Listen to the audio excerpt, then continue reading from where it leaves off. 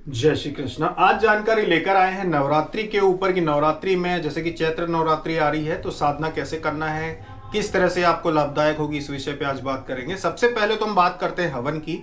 बहुत सारी बहनें इस विषय में जानकारी पूछती हैं कि हम हवन नहीं कर पाएंगे या पहली बार हम साधना करें तो हम हवन कैसे करें। अगर आप पहली बार साधना कर रहे हैं, आपको हवन का ज्ञान नहीं है, आपको कुछ नहीं करना। कंडा ले लें, कंडे को तोड़ना, कभी भी जो सेगा इकट्ठा कंडा होता है इसको नहीं जलाया जाता, क्योंकि ऐसा माना जाता है कि इकट्ठा कंडा जो रहता है वो सिर्फ शमशान में उपयोग किया जाता है, ऐसे इसको नहीं जलाया जाता, तोड़ के ही जलाते हैं। तो आप कंडा आप ले लें, कंडे को आप तोड़ लें, कंडे को तोड़ने के बाद इसको आप जला लें। जलाने के बाद जब ये अंगार बन जाता है तो इसके ऊपर आप घी और गुड़, आपके पास कोई हवन सामग्री नहीं है, आप कुछ नहीं कर सकते, तो आप घी और गुड़ ये दो चीज़ों को मिलाकर और उसके ऊपर छोड़ देना और प्रार्थना कर लेना कि सभी देवी देवता जितने भी ब्रह्मांड में प्रकृति में मौजूद है, सभी देवी देवता, मेरे घर के कुल देवी कुल देवता, सभी को ये प्राप्त हो और मेरी साधना को पूर्ण माना जाए, मेरी साधना को स्वीकार करें। जो भी आप साधना कर रहे हो बस इतना भी आप छोड़ देंगे तो भी ये मान्य होगा। जो साधिकाएं विदेश में रहते हैं, जो हमारे देश के बाहर हैं, वो अगर वहाँ पे घी आपको मिलता है, घी तो सभी जगह मिलेगा, तो घी अगर मिलता है तो घी और शक्कर, अगर गुड़ वहाँ ना मिले तो घी और शक्कर, दोनों चीज़ों को आप मिला के, और आप कंडा अगर वहाँ पे ना हो तो जो अगर तवा हो आपके पास, तवे को आप गरम कर लें और गरम तवे के ऊपर थोड़ा सा, बहुत थोड़ा सा उस पर आप रख दें, कंडे के ऊपर जला दें, तो वो उस पर भी जल जाएगा तो भी आपका हवन माना जाएगा। आप तवे के ऊपर ही कर लें। जो विदेश में रहते हैं, जिनके पास कोई सुविधा नहीं है, आप ये भी कर लेंगे तो भी जो है आपकी मान ली जाएगी आहुति। बस उतना आप कर दें और एक ही बार बस आप चढ़ा दें सभी देवी देवताओं से प्रार्थना करके, तो भी मान ली जाएगी।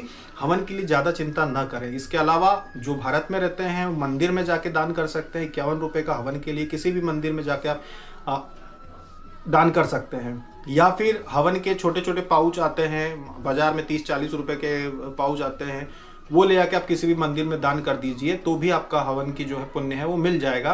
कन्या भोजन करवा सकते हैं। ब्राह्मण भोज का नियम होता है कई साधनाओं में, लेकिन ब्राह्मण भोज हर शहर में उपलब्ध नहीं होता है कि आप ब्राह्मण को भोजन करवा सकें, तो इस अवस्था में आप कन्या भोजन करवा सकते हैं, उसमें कोई दोष नहीं। कन्या भोजन में अगर 9 कन्या मिलती है तो ठीक, नहीं मिलेगी तो एक कन्या को भी अगर आप करा देते हैं तो भी मान्य होता है। आप एक कन्या को भी बुलाकर अपनी बिल्डिंग में, अपने आसपास किसी एक कन्या को भी बुलाकर आप कन्या भोजन करवा सकते हैं, कोई भी इसमें दोष नहीं है।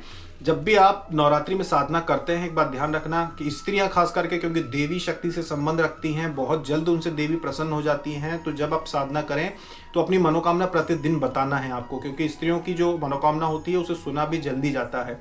साथ में नवरात्रि में अगर आप जाप कर रहे हैं 11 माला 5 माला अगर आप जाप कर रहे हैं तो कोई भी अच्छा सा स्त्रोत आप जरूर पढ़ें। जैसे कि सिद्ध कुंजी का स्त्रोत पढ़ सकते हैं आप। अपराजिता स्त्रोत तो वो लोग पढ़ते हैं जिनको घर में कोई तकलीफ हो, कोई कष्ट हो, वो पढ़ते हैं। या शिव सहस्त्रनाम स्त्रोत जो है वो पढ़ सकते हैं अगर घर में कोई तकलीफ है, आपको लगता है तो। वैसे तो एक स्त्रोत पढ़ना ही चाहिए सभी को, क्योंकि सभी के घर में कोई ना कोई छोटी मोटी दिक्कत तो होती ही है, तो वो सारी चीज़ें दूर हो जाती है। साथ में तपोबल बढ़ता है आपका।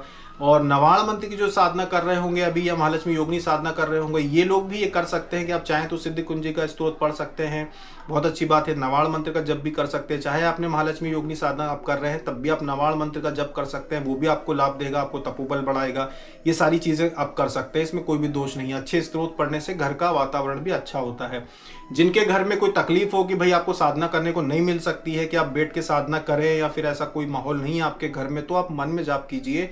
आप भगवान के पास अपने घर में जहाँ पे भी अपने फोटो रखी हो वहाँ पे जाके हाथ जोड़ के आप प्रार्थना कर लें कि मैं अब आपका जप है जो शुरू कर रहा हूँ या कर रही हूँ, और इसे आप स्वीकार कीजिएगा। और उस जप को आप मन में भी कर सकते हैं। आप मन में दिन भर जाप करें, कोई भी काम कर रहे हो आप मन में आप जाप करेंगे तो भी आपका स्वीकार किया जाएगा। जिस तरह से अब पानी का एक गिलास अगर भर के आप कहीं भी उस पानी को डालेंगे तो वो जमीन में जाएगा ही जाएगा, ऐसा तो है नहीं कि जाएगा नहीं, जमीन में तो जाएगा। वैसे ही जप का भी होता है कि जब आप चल रहा होता है आपका तो उसकी गिनती होती ही है। ऐसा हो ही नहीं सकता कि उसकी गिनती ना हो, जबकि गिनती होती ही है और उसका पुण्य भी मिलता है, उसकी संख्या भी बढ़ती ही जाती है। ऐसा नहीं है कि आपने मन में बिना समय मिला के या बिना माला के आप जप कर रहे हैं तो उसकी गिनती नहीं होगी, गिनती तो होगी।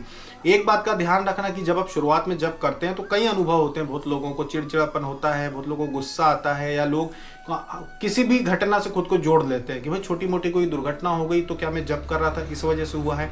ऐसा होता नहीं है, कोई भी दुर्घटना आपके जप करने की वजह से नहीं होती है। जप करने से होता यह है कि अगर आपके शरीर में कोई नकारात्मक चीज़ है, आपके घर में नकारात्मकता है, नकारात्मकता कैसे आई? नकारात्मकता आती है घर को गंदा रखने से, घर में मांस मछली यानी कि नॉनवेज खाने पकाने से, और घर में किसी प्रकार का पूजा पाठ ना होने से घर में नकारात्मकता अपने आप बन जाती है।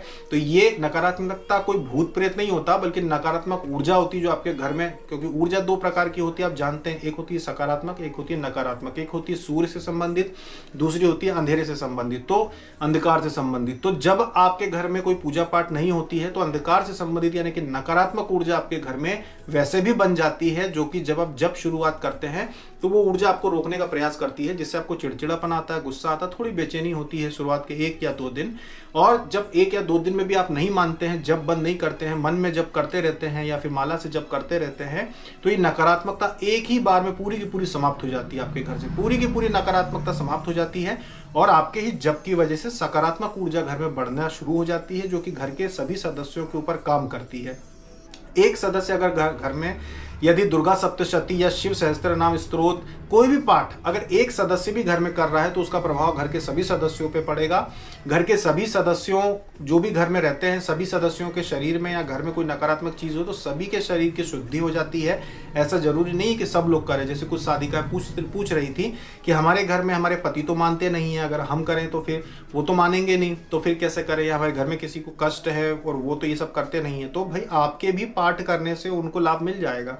आप यदि पाठ कर रहे हैं कि आपके घर में सब कुछ अच्छा रहे, आपके घर में किसी को कोई तकलीफ हो दूर हो जाए, तो उन पर भी उसका असर होता है।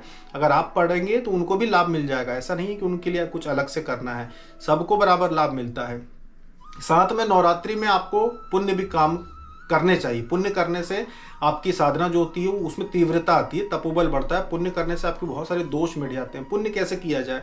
खास करके जीव जंतुओं को खिलाना पिलाना सबसे बड़ा पुण्य होता है। चींटियों के लिए, क्योंकि जिन पर कोई ध्यान नहीं देता उन पर आप ध्यान दीजिए। चींटियों के लिए, पंछियों के लिए, जितने भी अगर बालकनी हो जिनके घरों में, वहाँ पे पंछियों के लिए पानी रखें। भली ना आए कुछ दिन नहीं आएंगे, अब पानी रखिए, दाना रखिए वहाँ पे खाने के लिए, उनके कुछ दिन नहीं आएंगे, पर एक दिन ऐसा आएगा कि जीव जंतुओं को जब पता चल जाएगा कि यहाँ पे आप खाने पीने की चीज़ें रखते हैं तो आना शुरू हो जाएंगे और उसके बाद हमेशा आएंगे। तो आप पानी पीने के लिए रखिए जीव जंतुओं के लिए, चाहे वो चींटियाँ भी हो, उनको भी पानी की आवश्यकता होगी तो वो वहाँ से पानी पिएंगी। अगर वो गिलहरी हो या दूसरे जीव जंतु भी पानी पीने के लिए वहाँ आएंगे। अपने आप ये सब होता है और इससे अक्षय पुण्य की प्राप्ति होती है, जिसके बारे में आपने सोचा भी नहीं होगा। आप 1000 लोगों का भंडारा करवाएं या आप 1000 चींटियों के लिए एक चुटकी आप शक्कर डाल दें, आपको पुण्य बराबर ही मिलेगा। तो इसीलिए आप नवरात्रि जब शुरू हो रही है, और ये तो वैसे भी हमेशा करना चाहिए, हमने कई बार बोला है कि हमेशा कीजिए। आप बड़े बड़े मंदिर बनवाएंगे, उससे आपको 1000 गुना ज़्यादा फल मिल जाएगा। अगर आप रोज एक चुटकी आटा और शक्कर किसी भी गमले में या फिर गार्डन में, बगीचे में अगर चींटियों के लिए डाल देंगे, या अगर ये सब नहीं है तब भी आपको पता है कि आपका घर पूरा लेंटर का है, तब भी आपके घर में कहीं आपको लगता है कि चींटियां निकलती हैं, और आप कहीं भी किसी कोने में अगर डालते हैं, अलग अलग जगह डालें। एक जगह जैसा आपको देखा आपने कि एक दिन में चींटियां लेकर नहीं जाती है, तो एक बार एक कोने में डाल दिया, दूसरे दिन दूसरे छत पे कहीं कोने पे डाल दिया, जहाँ पे छाँव हो, जहाँ पे चींटियां आती हो। तो विश्वास मानिए इन चीज़ों से अक्षय पुण्य की प्राप्ति होती है, जिसका कोई अंदाजा नहीं लगा सकते आप। तो ऐसा आप जीव जंतुओं की सेवा करें नवरात्रि में, ज़्यादा से ज़्यादा जीव जंतुओं की आप सेवा करेंगे तो इससे भी आपको अक्षय पुण्य की प्राप्ति होगी। इससे आपकी जीवात्मा का तपोबल भी बढ़ता है और अंदर से भी सकारात्मक ऊर्जा बढ़ती है। अगर कोई बड़ी समस्या आपके घर में परिवार में चल रही है तो, और अगर आप आध्यात्मिक हो जाते हैं और इन सारी चीज़ों को अपनाते हो चलते हैं, तो बड़ी से बड़ी समस्या आपकी जो है वो दूर होना शुरू हो जाती है और जीवन में शांति आपके आना शुरू हो जाती है। और वैसे भी जो साधक साधिकाएं जो होते हैं वो अगर साधना करते हैं अच्छे मन से तो उनकी सारी मनोकामना पूरी होती ही है। अभी ऐसा पहली बार हुआ है, ऐसा कभी पहले हुआ नहीं है कि महालक्ष्मी रत्न केंद्र में सामग्रियां इतनी कम हो जाए, लेकिन ये पहली बार ऐसा हुआ है कि नवरात्रि में इतनी बड़ी मात्रा में लोगों ने साधना सामग्रियां बुलवाई कि हमें मना करना पड़ा कि अब हम उपलब्ध नहीं करा पाएंगे। बहुत सारी सामग्रियां ऐसी थी जो उपलब्ध नहीं करा पाएंगे क्योंकि समय भी नहीं बचा था कि किसी को पहुंच जाए अब इतनी जल्दी। ऊपर से बहुत सारी चीज़ें ऐसी थी जो खत्म हो गई, जो कभी हुई नहीं थी। मालाएं कभी खत्म नहीं हुई थी हमारे पास, लेकिन इस बार मालाएं भी खत्म हो गई। इतनी बड़ी संख्या में लोगों ने साधना सामग्री बुलवाई कि वो भी बहुत सारी चीज़ें खत्म हो गई। तो ये भी हुआ। तो इससे पता चलता है कि जो लोग हैं साधना करने में उनका कितना मन है और कितनी श्रद्धा से वो लोग साधना करना चाहते हैं और साधना करेंगे। इसीलिए नवरात्रि में, जैसे कि अब नवरात्रि जब शुरू हो जाएगी तो उस समय हो सकता है कि ज़्यादा संपर्क ना हो पाए, व्हाट्सएप पे ज़्यादा जवाब ना दे पाएँ। वीडियो तो हो सकता है कि आते रहेंगे, लेकिन व्हाट्सएप पे ज़्यादा जवाब नहीं दे पाएँ, क्योंकि हम खुद उस समय जो है स्वयं की साधना शुरू हो जाती है। तो इसलिए फिर हम ज़्यादा समय जो खुद के पूजा पाठ में भी देने लगते हैं नवरात्रि में, क्योंकि दोनों समय पूजा पाठ होती है बराबर, दोनों समय सारी चीज़ें होती है विधि विधान से। तो उस वजह से फिर उतना व्हाट्सएप पे समय नहीं दे पाते। अब वीडियो बनाने का तो ऐसा रहता है कि जब भी पूजा पाठ करने के लिए हम बैठते हैं तो बैठने के समय हम वीडियो भी बना देते हैं कि चलो थोड़ा समय यहाँ भी दे देते हैं, तो वीडियो बन जाते हैं। पर व्हाट्सएप पे जवाब देने के लिए ऐसा नहीं हो पाता। कई बार सफ़र कर रहे हों या फिर कोई काम आ जाए तो फिर वो जवाब नहीं दे पाते, या फिर कोई व्यक्ति आ जाए तो जो अगर कोई व्यक्ति साथ में है तो भी फिर जवाब नहीं दे पाते, क्योंकि फिर उनकी बात भी सुनो, फिर जवाब देने में कोई गलती हो जाए तो ऐसा भी हो जाता है। इस वजह से जवाब नहीं दे पाते। पर पूरा प्रयास रहता है कि सभी को जवाब दे। और वीडियो बनाना अब हमको आसान लगता है, क्योंकि वीडियो बनाने में ये रहता है कि सीधे सीधे जो भी जानकारी देना है उसको दे दो। लेकिन व्हाट्सएप पे ये रहता है कि सबके अपने अपने अलग अलग प्रश्न रहते हैं, फिर उनके प्रश्न को पढ़ो, फिर उसको जवाब दो, तो उसमें समय लगता है, बहुत समय लग जाता है उसमें। आधे घंटे में हो सकता है कि 15 लोगों को जवाब दें, लेकिन वीडियो में ऐसा है कि आधे घंटे में बहुत सारे लोगों को एक साथ जवाब मिल जाते हैं। इसलिए वीडियो बनाना ज़्यादा आसान लगता है, जिससे आसानी से आपको जवाब मिल जाए। तो ये है जानकारी आपकी नवरात्रि के ऊपर कि जो लोग हवन ना कर पाएँ वो ये कर लीजिएगा आप कि सिर्फ कंडा जला के आप धूप डाल दीजिएगा। बाकी जिन्होंने हवन की व्यवस्था की हुई है बहुत अच्छी बात है, आप हवन कीजिए। 108 आहुति का भी आप हवन करते हैं तो मान्य होता है, जरूरी नहीं है कि आप दशांश हवन करें। दशांश हवन क्योंकि सबके लिए आसान नहीं होता है, इसलिए आप 108 आहुति का छोटा हवन भी करेंगे तो वैसा ही काम करेगा। जिनको भी देवी देवताओं की सवारी आने वाली हो, जिनको वाइब्रेशन आते हों, जिनको सवारी शरीर में आती हो लेकिन बोलती नहीं हो, ये नवरात्रि उनके लिए भी अच्छी रहेगी कि उनके शरीर में आने वाले देवी देवता बोलने भी लगेंगे। बस आपको प्रार्थना करना जरूरी है। अब प्रार्थना करना कि हमारे शरीर में जो देवी देवता आते हैं वो बोलें, तो वो बोलेंगे भी और आपकी सहायता भी करेंगे। ये सब होगा इस नवरात्रि में, चैत्र नवरात्रि में विशेष तौर पे होता ही है और आपके साथ भी होगा जिन जिन ने भी साधना का संकल्प लिया है। तो आप सभी लोग संकल्प लें साधना का कि हमें साधना करना है, और आप जो भी मंत्र जप आप करना चाहते हैं उस मंत्र जप का जो भोजपत्र देते हैं आपको सामग्री के साथ, उस पे आप लाल स्याही मतलब जो आपका लाल पेन आता है, कोई सा भी रेड इंक का कोई भी पेन ले लीजिए आप। वैसे नियम तो कहता है कि अष्टगंध और गोरोचन को मिलाकर बनाना चाहिए, पर वो चीजें आपके पास ना हो तो आप लाल पेन से भोजपत्र का जो टुकड़ा आपको दिया जाता है सामग्री पे, उस पे उस मंत्र को लिख लेना। उस पे ही आप कुमकुम अक्षत चढ़ाकर, जल चढ़ाकर उस पे, और आप प्रार्थना कर लेना कि मैं अब इसका जप करूंगा, भगवान शिव इस मंत्र की अनुमति मुझे दें और ये जो मंत्र है इसको जागृत करें। तो ये उत्कीलन इस प्रकार से आप मंत्र का कर सकते हैं, या फिर उस भोजपत्र को अगर कोई नदी हो तो वहां विसर्जन कर देना, ना हो तो बाल्टी में विसर्जन करके उसको कहीं भी गमले में दबा देना, ये कर सकते हैं।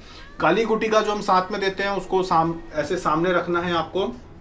काली गुटिका को, कौड़ी, काली गुटिका, सारी चीजें सामने रख लेना आप साधना के दौरान, और साधना के बाद उनको आप विसर्जन कर सकते हैं। काली गुटिका को कौड़ी रख सकते हैं, गोमती चक्र भी रख सकते हैं आप अपने घर में। सिर्फ और सिर्फ गुटिका का विसर्जन होता है, भोजपत्र का विसर्जन होता है। और जो फूल दूब आपने चढ़ाए हैं उनको अगर 9 दिन के आप इकट्ठे कर रहे हैं, जैसे नवरात्रि है 9 दिन आप फूल चढ़ाएंगे, जो भी भगवान को ला के आप चढ़ाएंगे, तो उनको ले जाएंगे कहाँ? आपने हवन किया, हवन की राख बची, उसको ले जाएंगे कहाँ? तो रोज रोज फेंकना नहीं, उनको एक पन्नी में, बड़ी वाली पन्नी में उसको इकट्ठा कर लेना, और जब 9 दिन पूरे हो जाएंगे तब ले जाकर उसको किसी नदी में विसर्जन कर देना। जिनके घर के पास में नदी ना हो वो गमलों में दबा सकते हैं, गमले में, गार्डन में, बगीचे में, कहीं भी उस मिट्टी उसको दबा सकते हैं जहाँ किसी की लात ना लगे, क्योंकि वो पवित्र चीज होती है। तो उसको आप दबा सकते हैं चढ़ाई हुई सामग्री को, ये काम कर सकते हैं। जिन्होंने सुहाग का सामान चढ़ाया हो, अगर आपने बाहर से सुहाग का सामान लाए हो, सिंदूर वगैरह लेकर आए हो और चूड़ियाँ वगैरह, जो सुहाग का पूरा पैकेट होता है, वो अगर आपने देवी को चढ़ाया है तो उसको आप साधना के बाद सुहागन स्त्रियों में बांट सकते हैं, चाहे वो आपके घर की भी हो सकती हैं। वो उसको लगाती है तो वो और पवित्रता वाली बात होती है, तो उसको फेंकने की जरूरत नहीं है। सुहाग का सारा सामान आप बांट सकते हैं। और कन्याओं के लिए अगर आप जैसे नुक पालिश है, नेन पालिश आती है, ये सारी चीज़ें आपने चढ़ाई हैं तो वो कन्याओं को आप दे सकते हैं। चुनरी चढ़ाई है आपने, 9 दिन 9 चुनरी चढ़ाई है, तो वो भी आप कन्याओं को दे सकते हैं, उसमें कोई दिक्कत नहीं है। ये सामग्री आप कन्याओं को, काजल चढ़ाया है तो वो कन्याओं को आप बांट सकते हैं। ऐसा आप कर सकते हैं नवरात्रि में। तो इस तरह से आप नवरात्रि में जप करें, जो माला से नहीं कर सकते वो मन में करें संकल्प लेके बस, और आप जप शुरू कर दें तो आपको उसका लाभ मिलेगा। तो ये थी जानकारी नवरात्रि के ऊपर। अभी तक के लिए इतना ही। जय श्री कृष्ण।